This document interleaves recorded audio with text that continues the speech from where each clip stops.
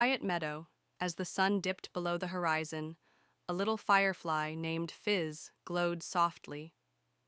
She had never flown beyond her home, too afraid of the unknown.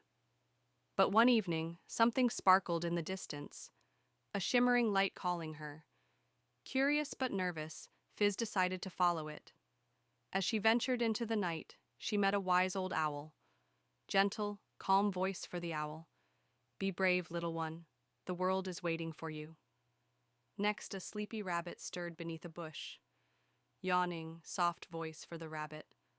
Sometimes, the first step is the hardest, but it's worth it. By the stream, a cheerful frog leaped and croaked. Lively, upbeat voice for the frog. Keep going, Fizz. You're almost there. Guided by their words, Fizz found herself at a calm, glowing pond. The light she had chased? It was the moon's reflection, shining just for her. Fizz realized something magical.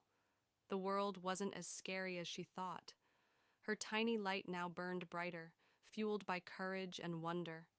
She flew back to her meadow, no longer afraid, her heart full of adventure.